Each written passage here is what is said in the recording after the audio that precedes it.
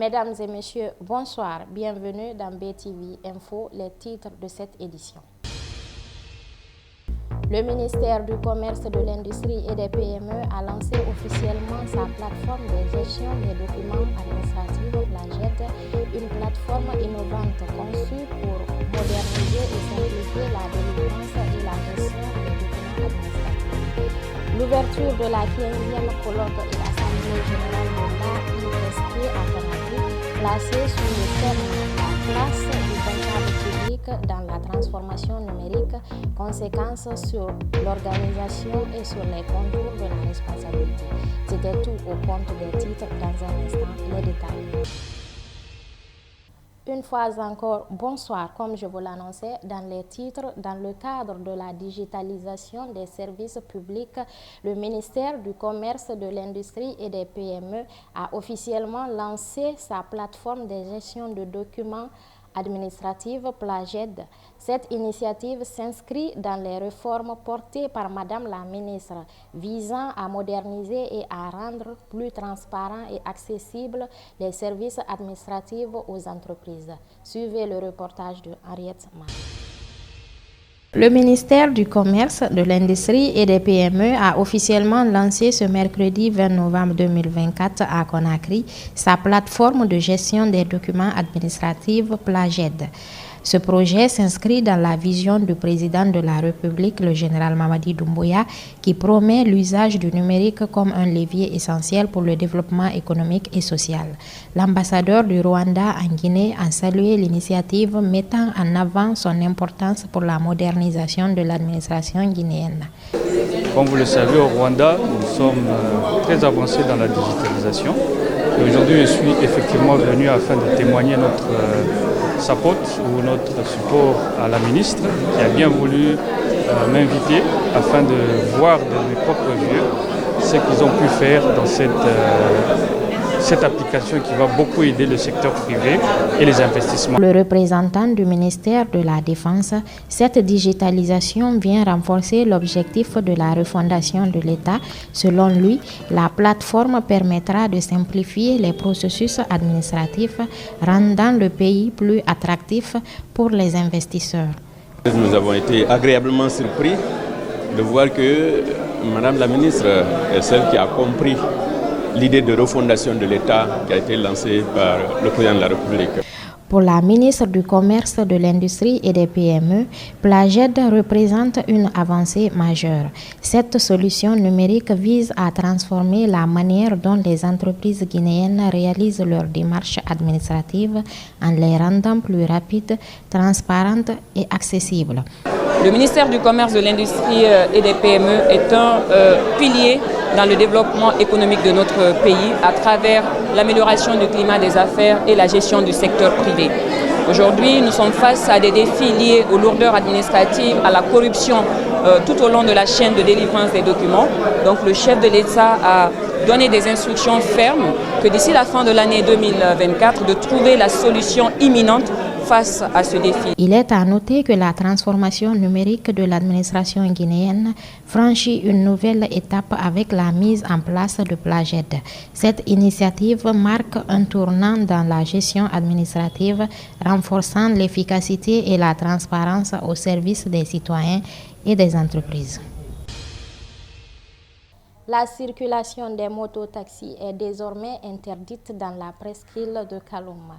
Cette décision a été prise par le ministère des Transports en collaboration avec le ministère de la Sécurité, bien que ces moyens de transport constituent un véritable atout pour la mobilité des personnes et leurs biens.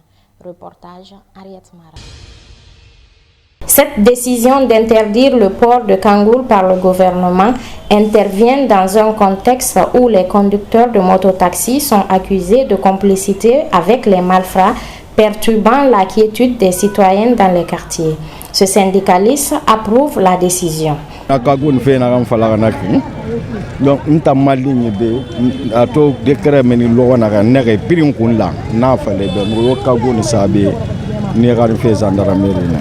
donc, Kagwala Bagasama Damabene, Mema Samati.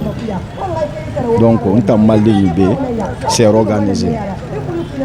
Donc, na kago no fe na tambara dan tamali ni mabe mu ire gbata ma ma be ta de menge to bare ko ira mini menge ne ko ira mini fe na ma ntanda na interview ma donc c'est pourquoi na kago no fe aga dande. Cet usager de la route félicite les autorités mais dénonce le comportement malsain des policiers à l'égard des conducteurs de mototaxi. Je suis d'accord avec eux pour ça parce que tout simplement dans un état de droit on doit se respecter. Pour porter kangoul, c'est pas normal. Nous les motards, on n'a pas droit à le faire comme eux. Donc si les autorités prennent la disposition pour ça, je suis d'accord avec eux. Qui concerne pour les policiers n'ont qu'à comprendre que nous sommes tous fils de ce pays. Donc la manière dont il y a beaucoup de dégâts comme accidents à l'heure là, en ville quand même, c'est les policiers qui causent. Parce qu'il ne faut pas chasser les gens, on dirait les animaux. Et les motards sont là pour défendre au moins les citoyens. Quant à ce diplômé sans emploi, il dit avoir exercé ce métier faute de travail, mais s'en réjouit malgré tout. Je suis un étudiant diplômé qui est au chômage depuis 5 ans maintenant. L'interdiction du port de kangoul, en fait, c'est tout à fait, moi je trouve ça tout à fait normal. Je trouve normal d'interdire le port de kangoul, vous voyez un peu. Donc, attendez, si j'arrive à vous poser la question, moi aussi, les militaires portent des kangouls, nous aussi. Pourquoi? Où est-ce qu'on peut distinguer qui est militaire ou qui ne l'est pas? Pas normal ça, l'interdiction, ça je n'en disconviens pas. Je suis entièrement d'accord avec l'État. Cette interdiction du port de kangoul par les autorités fait suite à plusieurs plaintes déposées par les citoyens de Conakry. La Guinée a accueilli la 15e colloque et de l'Assemblée générale de l'Association internationale des services de trésor AIST à Conakry.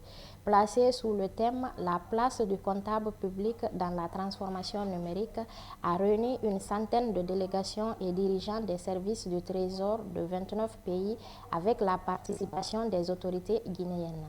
Suivez le compte-rendu de Henriette Mara. La Guinée a abrité la 15e édition du colloque et de l'Assemblée générale de l'Association internationale des services de trésor AIST tenu à Conakry. Cet événement placé sous le thème « La place du comptable public dans la transformation numérique » a rassemblé des experts et responsables de plusieurs pays. Pour l'une des intervenantes, cette édition marque une étape importante pour l'AIST. Elle représente l'aboutissement des efforts visant à mettre en œuvre une nouvelle stratégie. Cette dernière consiste à structurer les activités de l'association autour des thèmes pluriannuels subdivisés en sous-thèmes annuels. Que nous sommes réunis dans le cadre des activités du 15e colloque et Assemblée générale de l'Association internationale des services du trésor. Et le thème principal, c'est le rôle du comptable public à l'heure de la digitalisation. Depuis hier de long en large, nous sommes revenus sur les bienfaits de la digitalisation portés dans la gestion des finances publiques. Le représentant des trésors de la Côte d'Ivoire a souligné que cette édition offre une occasion unique pour les administrations participantes.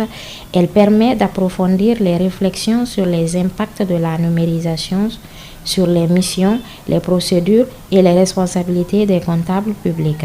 Ce colloque est une opportunité pour échanger et envisager les solutions concrètes face aux défis et transformations induits par la digitalisation. C'est un cadre de réflexion, de brainstorming sur les défis qui sont ceux de notre métier, c'est-à-dire la comptabilité publique, la gestion des finances publiques. Aujourd'hui, le thème que nous avons choisi est un thème d'actualité lié à la digitalisation, à l'informatisation de notre métier, en lien avec la responsabilité du comptable public, qui est une responsabilité extrêmement lourde, pendant que nous sommes en train de regarder qu'on perd en même temps la main sur certains aspects de notre métier. Alors donc nous avons réfléchi aux différents aspects de cette digitalisation qui est tout à fait inévitable. On ne peut pas échapper à la digitalisation aujourd'hui, mais l'important que cette digitalisation se fasse selon un processus qui est maîtrisé. Il est à noter que tout comme dans de nombreux pays africains, l'utilisation des technologies numériques s'impose de plus en plus dans tous les aspects de la gestion publique. L'AIST s'inscrit dans cette dynamique, encourageant l'intégration des solutions digitales dans les administrations financières. Après sa dédicace reçue le 9 novembre dernier, l'artiste Robert Kaliva Guilavogui a présenté son deuxième album à la presse. C'était à la faveur d'une conférence animée à la Maison commune des journalistes à la Minière. Reportage Ariette Mara. Le mercredi 13 novembre 2024, l'artiste Robert Kaliva Guilavogui a tenu une conférence de presse pour présenter officiellement son nouvel album intitulé Sabalagi. Cet album, composé de 15 titres, a été dédicacé le 9 novembre dernier au Palais du Peuple. L'objectif principal de cet opus est de promouvoir un climat pacifique en Guinée forestière. C'est un album d'abord de 15 titres déjà qui est déclaré sur toute cette plateforme de téléchargement légal. Et il est sorti le 9 novembre du côté du Palais du Peuple. Je remercie d'ailleurs toutes mes femmes qui ont répondu malgré les obstacles qui avaient eu lieu. Quand je parle d'obstacles, je parle de beaucoup d'événements ce jour qui s'étaient nés sur Conakry, mais on a pu faire le plein et donc ça fait une fierté. Dans cet album, Robert Kaliva Guilavogui rend également hommage à son mentor Paul Zoumanigui avec la reprise de la chanson Cécile, une œuvre emblématique qui témoigne de son admiration et de son respect pour ce grand artiste. Oui, bien sûr. Bon, il y a eu beaucoup de pression lors des répétitions, tout ça là. C'est une question, disons, de stratégie de com. La communication peut venir avant, pendant et après. Donc nous nous sommes dit que si nous n'avons pas eu l'opportunité de le faire avant, il est donc question et il est important de mettre à la connaissance de l'opinion nationale et internationale que ça a été une réussite parfaite et totale, puisque ça, avant même que nous ne commençons à promouvoir, disons, à lancer les premières communications, nous avons dit que nous allons écrire une nouvelle page de l'histoire de notre musique et c'est ce que nous avons posé comme acte le 9 novembre. Les images vous diront mieux parce que le palais a été plein et les tickets étaient à un prix dont les artistes internationaux aussi imposent. Donc c'est ce qui veut dire que nous pouvons bien vendre notre culture ici quand c'est bien fait. À noter que des tournées internationales et des sorties sont prévues pour promouvoir la culture guinéenne à travers le monde, mettant en lumière les richesses musicales de la Guinée. Le port de pêche artisanal du Petit Bateau, situé dans la commune de Kaloum, dans le quartier de Koronti, fait face à d'énormes difficultés. Nombreux sont des pêcheurs qui sont en manque de place et matériel de pêche. Suivez le compte-rendu de Ariette Mara. Le port de pêche artisanal du Petit Bateau, situé dans la commune de Kaloum, dans le quartier de Koronti, fait face à d'énormes difficultés. Depuis des années, les pêcheurs interpellent les autorités pour qu'elles assument davantage de responsabilités dans le secteur artisanal.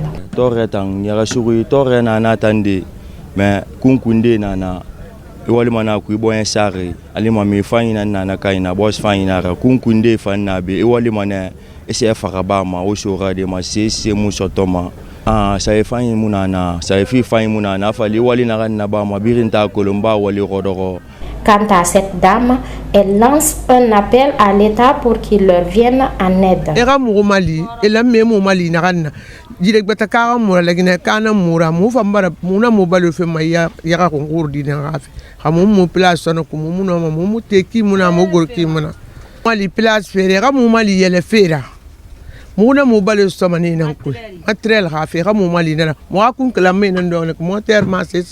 Pour le chef du port du Petit Bateau, il demande aux autorités d'aménager leur port. Dans la semaine, il a contribué tonne na hamminmabe, en tout cas d'agma tonne mo ko fera. Yeke. Donc yi marché na Niger. Petit Bateau na no alimentement yekera. Kere mo bar fe mo birna ba ala ko mo kanol udebe. Kere temo temo. mo amerdema intan keleti na ambiri na bama ala nun annabi gafe e gade gafera mangé e xamu mali xamu xam pour aménager. À noter que la Guinée dispose d'une façade maritime de plus de 3000 km et d'un plateau continental parmi les plus vastes de l'Afrique de l'Ouest. Et voilà, mesdames et messieurs, c'est la fin de cette édition d'information. Merci à tous de l'avoir suivi. Je vous souhaite de passer une belle soirée en compagnie de nos programmes. Bonsoir.